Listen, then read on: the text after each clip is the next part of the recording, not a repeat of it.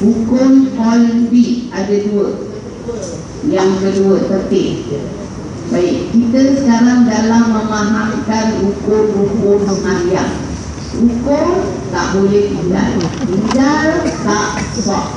Kalau kita terlupa, kali kita ingat, taklah kita buat balik. Maknanya kita mesti sembahyang balik semula.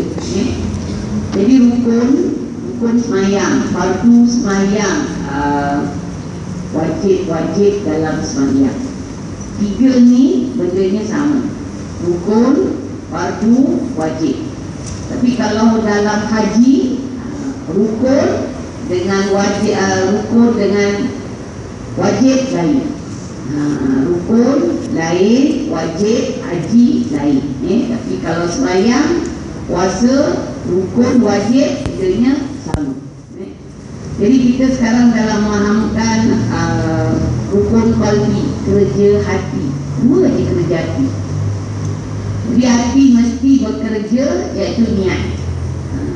Niat ni bagi kita dah hurai lah, tapi saya ingin huraikan lagi untuk lebih kita faham. Bukan niat dalam semayang saja, dalam semua ibadah. Iaitu tiap-tiap ibadah mesti ada niat. Innamal a'malu bin niat. Jadi niat tu dalam hati. Niat tu dalam hati. Bila nak jatuhkan niat ni, pada permulaan ibadah tu dilakukan. Permulaan ni macam mana? Permulaan yang fardu. Kita kat wudu, kita cuci tangan mula-mula, kumur-kumur. Ini tak wajib. Yang wajib basuh muka. Itu yang fardu. Di situ jatuhkan niat. Kecuali puasa saja niat dulu, belum lakukan ibadah. Tapi lain, niat saja, ibadah pun serta berjalan. Permulaan sesuatu ibadah dengan niat. Jadi kalau sembahyang, masa kita takbiratul ihram. Dalam takbir tu kita jatuhkan niat. Saya aku sembahyang fardu zuhur. Itu dipanggil qasad, ta'arud, takbir. Saya aku sembahyang namanya qasad. Fardu namanya ta'arud. Zuhur atau asar namanya takbir. Jadi saya aku sembahyang fardu zuhur. 4 rakaat ini tak payahlah. Cuma ada ulama kata kalau kita ni ada qada, taklah kita niat tunai. Pasal apa zuhur awak ni zuhur qada ke zuhur tunai? Itu kata ulama. Tapi kalau kita tak ada qada saja, aku memang zuhur dah tu kok. Akbar isi dalam takbiratul ihram. Kemudian yang kedua tertib. Tertib ni susun ikut sebagaimana yang ditetapkan. Jadi ibadah kita ni ada terbagi dua. Ada ibadah, ada tertib. Ada ibadah, tak ada tertib. Kalau mandi hadas, tak ada tertib. Puasa, tak ada tertib. Jadi kalau tak ada tertib, senang. Sekali awak mana awak nak buat. Tapi kalau ada tertib, awak mesti ikut sunat. Sebab mandi nak cuci kaki dulu, jatuhkan niat. Nak cuci kepala dulu, nak mandi dulu, kena air niat. Tak, nak bersihkan dulu, dah sabun semua, dah buang air sabun baru niat. Tapi tak ada mesti disusun. Tapi untuk muka kalau sah, baru tangan. Tangan sah, baru kepala. Kepala sah, baru kaki. Kalau muka tak sah, awak tak boleh basuh tangan. Tak sah. Itu bila ada tertib. Jadi sembahyang ni ada tertib. Kalau awak tak baca Fatihah, awak tak boleh rokok. Kecuali makmum masbuk. Kita dah belajar makmum yang masuk, imam sudah takbiratul ihram. Dia tak dengar imamnya takbir. Dia masuk, imam tengah sembahyang. Itu dia takbir aja, dia ikut apa perbuatan imam. Jadi kalau imam tengah rokok, dia tak payah baca Fatihah, terus dia rokok. Dia dapat rokok bersama dengan imam berserta tamak minah, itu rakaat itu. Tapi kalau dia tak dapat rokok bersama dengan imam, itu rakaat tak dikira. Kemudian masalah sikit pasal rokok ni. Kalau imam tengah rokok, kita datang, kita takbir saja aku sebenarnya pada maghrib ikut imam. Tengok imam rokok, kita pun rokok. Kita baru nak rokok, imam bangun, kita mesti bangun. Kalau kita terus rokok, batal sembahyang. Jadi kalau awak tak faham, ataupun kadang-kadang kita ingat kita dapat kerja imam dalam rokok, tapi imam rokok sekejap, kita baru nak tunduk, imam dah bangun, kita bangun. Jadi tu rakaat tak kira. Jadi kalau kita rasa kita susah nak faham ni makmum masjid ni kat tengah-tengah nak masuk, awak jangan takbir sampai imam bangun nak baca Fatihah di takbir. Kita takbir itu kata orang khusus sikit. Baru kita pun takbir. Kali kita baca Fatihah belum habis, dia rokok, ikut rokok. Jadi itulah dikatakan ini saja tak baca Fatihah separuh, boleh rokok sama-sama imam. Tapi lain daripada ini, kita kalau sembahyang sendiri, kita mesti habiskan Fatihah. Katakan lain, kita terlupa. Kita bukan baca Fatihah, kita baca kuliah. Terlupa baca surah. Awak rokok, awak tak ingat juga. Awak tidak tak ingat, sujud tak ingat. Awak bangun rakaat yang kemudian baru teringat. Tadi aku tak baca Fatihah, aku baca surah. Jadi itu kira rakaat yang pertama. Itu kira rakaat yang pertama. Jadi tadi punya tak kira pasal awak tak baca Fatihah tak sah. Dia ada tertib. Bila tak sah Fatihah, tak baca Fatihah atau Fatihah tak habis, pokok pun tak sah, bidal pun tak sah. Jadi dua rakaat, satu rakaat tak sah. Itu dipanggil tertib, susul. Awak tak boleh rokok kalau awak baca Fatihah tak habis. Awak tak boleh rokok kalau awak tak baca Fatihah. Awak tak boleh bidal kalau awak tidak rokok. Faham? Jadi sembahyang ni mesti tertib, ikut sunannya. Daripada berdiri, awak ni sujud, tersasul. Kita balik, diri balik, baru rokok. Kalau tersasul. Tapi daripada berdiri, boleh terus pergi sujud kalau kita baca surah As-Sajdah. Itu sujud di bawah. Tapi lain dari itu tak ada. Lain dari itu, dari berdiri mesti rokok. Itu tertib dia. Tak boleh pergi sujud. Tapi pula kita bercakap lah, kadang semayang ni tahulah kita tak khusyuk, terlupa. Misal kata lain, tapi rasa saya jalan saya dah masuk dalam kis dah program dah. Bila begini je Fatihah, lepas tu rokok, tidak sujud. Cuma kalau satu rakaat mesti 2 kali sujud. Kalau kita sujud ni kita rasa baru sekali, kita mesti buat sujud sekali. Yakin. Awak tak boleh buat dalam semayang ni kalau tak yakin.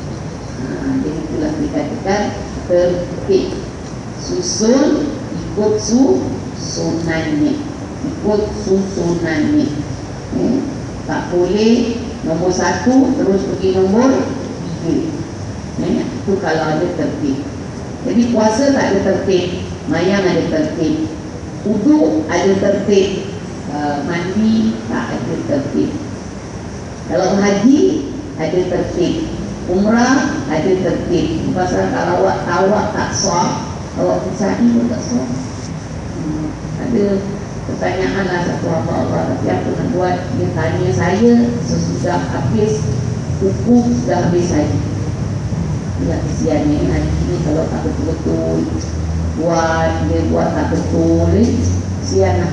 Kalau semayang awak tak betul, awak boleh bayar, awak boleh kabar.